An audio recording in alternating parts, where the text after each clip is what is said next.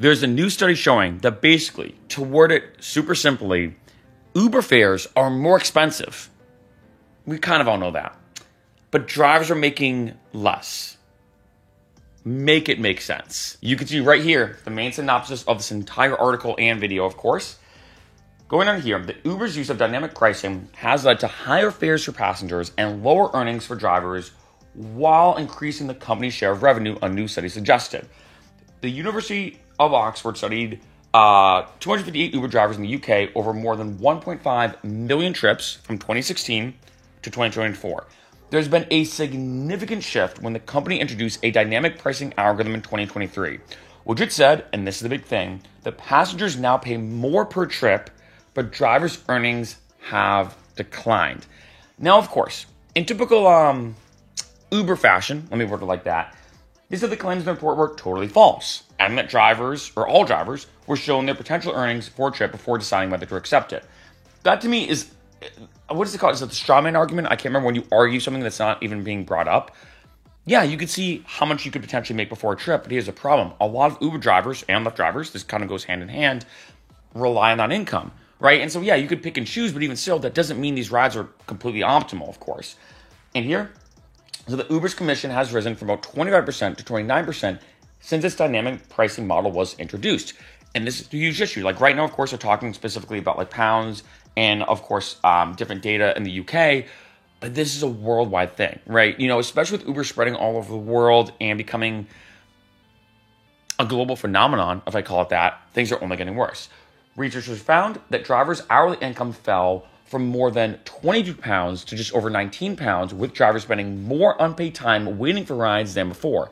And this is an issue I've talked about. I just did a video, I think it was about a month ago, about should you be a Lyft driver. In that video, I specifically focused on Lyft, but a lot of the points I made carried over to Uber. But I did a video, should you be a Lyft driver in 2025? And one of the biggest issue is too many drivers being on the road. This is a worldwide issue, right? Too many cooks in the kitchen.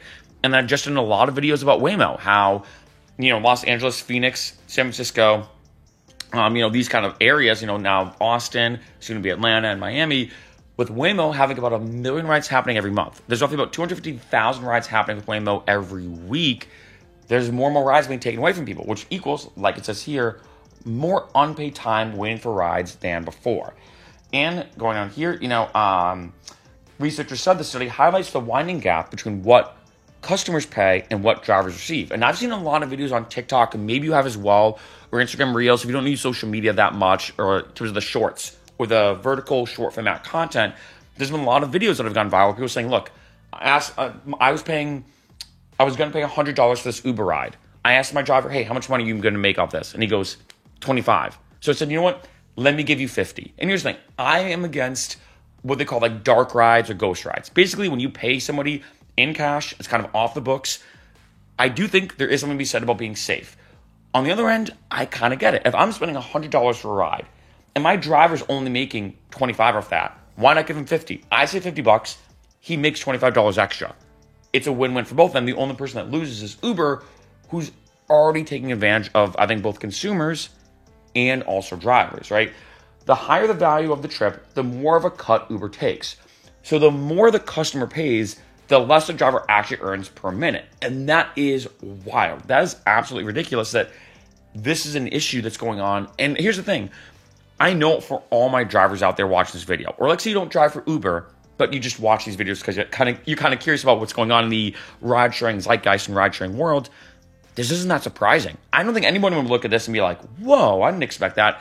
Unless maybe you don't really understand what's going on behind the scenes with ride-sharing. Every driver's like, yeah, of course. We've known this for years. This isn't anything surprising, but I'm glad at least there's like a conductive analytical study that's at least demonstrating this, right? And here's the thing. They do talk about different things when it comes to the way Uber talks about X, Y, and Z. Of course, Uber tries to say whatever they can in the public light to make it seem like they're not treating their drivers horribly and not paying them horribly. But according to the study, an Uber spokesperson said the company does not recognize the figures in this report. And it's like, that's ridiculous because drivers in the UK took home more than £1 billion, £1 billion, in earnings between January and March of this year, with all drivers receiving a weekly summary of their earnings, including a clear breakdown of what Uber and the driver receive from trips. But that this doesn't add up when you look at the whole bigger picture. It almost seems like Uber is kind of cherry picking different figures to make it seem better without really showing you the full big picture. And again, here's what's kind of annoying about this. For my dedicated subscribers who've been, watching all my videos, all the kind of updates I've done about ride sharing, different technique-based videos, different how-tos, tutorials, and all the ride sharing content I made on this channel, here's what's kind of annoying. Think of how many videos I made like this one. It's tough as, I'll say this, and I mean this in kind of an interesting way, it's like a meta perspective. It's tough as a creator where I like making updates about Uber and Lyft. I like showing you different studies, new things that's come about, new features on the app, and a lot more. This channel, of course, is a blend of kind of like ride sharing, blended with some accounting videos, kind of like a channel all about making money, but with a big focus on ride sharing, of course. And the tricky thing is, on one end, I like to make new content. This is a new video about a new study. But on the other end, the premise of this video, the Spark Notes, if I have to word like that, the quick summary of this video is a very reoccurring theme on this channel. And that's what's annoying. This seems like it hasn't gotten better.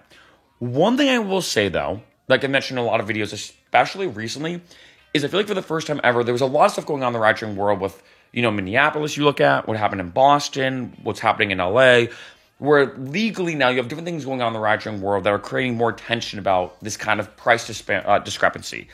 How Uber and Lyft drivers are just not being treated well, and a lot of these other factors.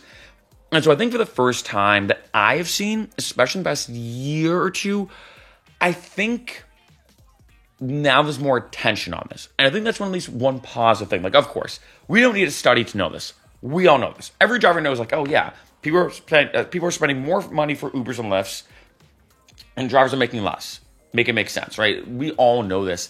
But I think the big thing is, for the first time ever, I think I've seen the general public start to know this. Well, I've even had some friends talking about Uber and Lyft being like, oh yeah, don't drivers not make that much? Isn't it crazy that I'm spending a ton of money, but I don't think my driver's not making this much money at all? Now the general public is kind of, for lack of a better phrase, catching on to this BS that Uber and Lyft is doing. And it's almost like for the first time ever, there is now more tension about this. And as you can imagine, with public attention and public awareness being a thing when it comes to stuff like this, it is something that starts creating some effective change. That more people hear about it, becomes common speak, even just word of mouth sometimes can have a big effect. And then it can then cause this kind of breadcrumb effect to potentially being a new law put into place. Or legislation having some kind of like say when it comes to being like, hey, how does someone spend $100 for a ride and the Uber driver only walks away with $20 or $25? Something is not adding up. Something's literally not adding up. And this happened to me too. A lot of times because I interview a lot of drivers, because obviously, as all you know, I used to drive, of course. There are a lot of times I'm like, okay, I'm spending $25 for this ride. And there's one time I was going from Playa del Rey to Hermosa Beach Pier here in LA, if you know. It's probably about like a 20-ish minute ride, let me word it like that. And I think I was spending like $25 for the ride. I said to the driver, how much are you making on this? I think it was like $9. He was making $9. I was spending about $25-ish dollars. And like, that makes no sense. That's absolutely ridiculous, right? And remember, back in the day, like I said to so many people, when I first started driving, and I first started driving in January of 2015, so this is over 10 years ago, it was pretty seamlessly straightforward, where Uber and Lyft took out a 20% cut, hard 20, I got 80%. And it was pretty simple. So if I did, like, say, to make numbers easy, if I pick somebody up and they're spending $10 for that Uber ride or Lyft ride, I get $8, Uber and Lyft would get $2. Almost always. It wasn't anything that was weird. It wasn't anything that was too sketchy. It wasn't anything that, they tried to manipulate the numbers. No, it was pretty straightforward. Customer pays 10, I get 8, Uber and Lyft gets 2. 20-80 split, and the math is mathing. The math makes sense. But in this case, it's not making sense. And again, this is something that has, I think, it's tough for me from my perspective because I've read hundreds of articles, probably well over 1,000 articles about Uber and Lyft, the financial issues, what's going on, legal stuff, studies and whatnot. And because in some ways, I think it is getting better. I do think with more awareness being put on this, I think Uber and Lyft has been having to make more and more public statements to at least cover their own butt, for better or for worse. Sometimes, even if they have to say what they can to cover their own butt, sometimes that does cause a lot more tension and positive light to hopefully be shed on drivers of what they're really going through. But sometimes I'm also say, shoot, maybe it's not getting worse, but is it getting any better? I don't know. And maybe we're just plateauing. Maybe this is the way things have been in terms of the fact that, like, sometimes it seems like it's getting better. Sometimes it seems like it's getting worse, but maybe just not having any change at all. And remember, inaction is a decision in of itself, right? And I do believe that in the sense that, like, with Uber and Lyft just not really making any moves either way, they're not trying to make things worse, they're not trying to make things better, they're still choosing to keep the status quo, which is drivers getting paid too little, too less. And again, like I said multiple times about this video, every driver is probably watching this being like, yeah, dude, we've done this for a while.